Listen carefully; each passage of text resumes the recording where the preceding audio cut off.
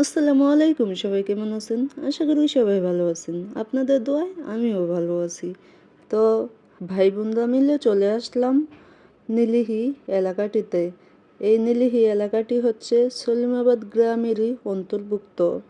সবাই নীলিহি বললেই চিনে, কিন্তু এই এলাকাটি দিনে দিনে বড় হওয়াতে নাকি তারও একটি নাম হয়েছে ইসলামপুর। তো আমরা ইসলামপুর যাচ্ছি ভাই বোনরা মিলে গ্যান্ডারি খেতে। তো যেতে যেতে এই এলাকার কিছু প্রাকৃতিক দৃশ্য ক্যাপচার করে নিচ্ছি। তো সত্যি বলতে এলাকাটি অনেক সুন্দর। আর আগের ছোট সময় যখন এই এলাকাটিতে আসতাম তখন এত বাড়িঘর বা রাস্তাঘাট কিছুই ছিল না, শুধু ছিল ক্ষেত আর ক্ষেত। আর অনেক হিন্দু সম্প্রদায়ের লোক আমার নানার খেতে কাজ করার সুবাদে তাদের বাড়িতে যাওয়া হতো। তাদের পূজা আসলে, যেহেতু আমার নানা ভাই এই এলাকার মেম্বার ছিল, তো সেই সুবাদেই নানা মামাদের হাত ধরে তাদের এই এলাকাটিতে আসা হতো দাওয়াত রক্ষার্থে। তো দেখতেই পারতেছেন আমরা মজা করতে করতে এলাকাটিতে চলে আসছি প্রায়। তো ওইখানের মহিলাগুলো আমরা ভিডিও করছি বলে এইভাবে তাকাইতেছে, আমার খালাতো বোন দেখাইতেছে আর কি কিভাবে তাকাইছে। তো সত্যি বলতে এলাকাটি আমার অনেক পছন্দ হয়েছে, কারণ অনেক উন্নত হয়েছে, রাস্তাঘাট বাড়িঘর সব কিছু উন্নত। যদিও কিছু কিছু জায়গায় রাস্তাগুলো একটু একটু ভাঙা, আশা করি ঠিক হয়ে যাবে। তো আমি আবার মজা করে বলতেছিলাম আমাকে যদি সবাই বদনা মার্কায় ভোট দেন তো আমি এই রাস্তাগুলো একদম ঠিক করে দেব। গাইস, জাস্ট ফান করছি, সিরিয়াস নেবেন না। তো এই তো আমরা দেখতে দেখতে চলে আসলাম। আর মসজিদটি অনেক সুন্দর। তো এখান দিয়ে যাওয়ার সময় দেখলাম ক্ষেত নেই, তো আবার ফিরে আরেক পাশ দিয়ে গেলাম, গিয়ে দেখলাম না শুধুমাত্র একটি গ্যান্ডারি ক্ষেত আছে, তাও চিতাশালের সাথে। অনেক ভয়ে ভয়ে আমরা গাইজ গেছি, কারণ যেহেতু মুসলিম চিতাশাল একটু দেখলে ভয় লাগবেই।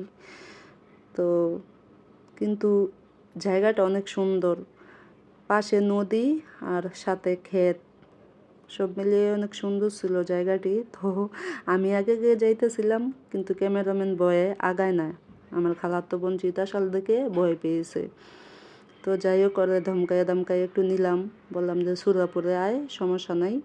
তো আস্তে আস্তে আগাচ্ছে আর কি, আমিও আস্তে আস্তে আগাচ্ছি। আমিও একলা যাবার সাহস নাই আমার।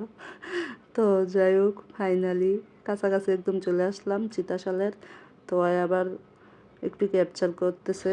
সত্যি মানুষ যখন ছোট থাকে তখন ভয়ভীতিও কম থাকে, আর মানুষ যখন বড় হতে থাকে সাথে ভয়ভীতিও মনে হয় বড় হয়। কারণ ছোট সময় ভাই বোনদের সাথে এই চিতাশালের পাশ ঘেঁষেই আমরা হিন্দু বাড়িতে যাইতাম, অথচ এখন ভয় লাগতেছে।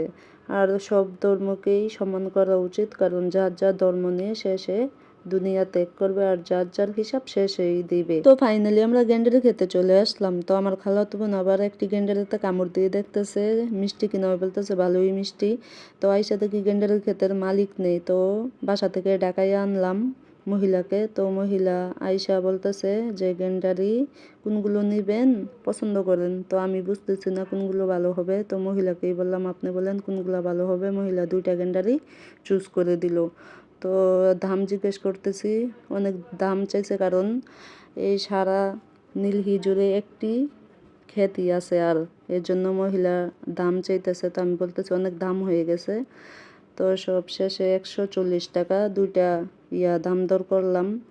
আর দাম কমাইতাম, কিন্তু আমি মহিলার কথায় গলে গেছি। মহিলা বলতেছে যে এই ক্ষেত করেই আমার সংসার চলে, আমার হাজব্যান্ড মারা গেছে কিছুদিন হয়, তো এই জন্য মায়া লাগছে, আর দামাদামি বেশি করি নাই, বলতেছি দেন। আর বলতেছিল সবচেয়ে বেশি কষ্ট লাগছিল ওনার কথা শুনে, যে যখন বলতেছিল যে যেদিন এই গ্যান্ডারির এই পাতাগুলো পরিষ্কার করে ওই দিন সারা রাত নাকি ঘুমাতে পারে না, এত শরীর খারাপ করে ওনার কাজ করতে করতে। এর জন্য আর কিছু বেশি বলি নাই। তো দেখতে পাচ্তেছেন আমিও খেয়ে টেস্ট করলাম, না আসলে অনেক মজা গ্যান্ডারিগুলো। তো এখন আমরা চলে যাচ্ছি। তো আমরা আবার ফিরে যাচ্ছি আমাদের বাড়িতে। আর এই সন্ধ্যা সময়ের ভিউটাও অনেক সুন্দর, অসাধারণ। তো সবাই ভালো থাকবেন, সুস্থ থাকবেন, আল্লাহ হাফেজ, আর আমাকে সাপোর্ট করবেন।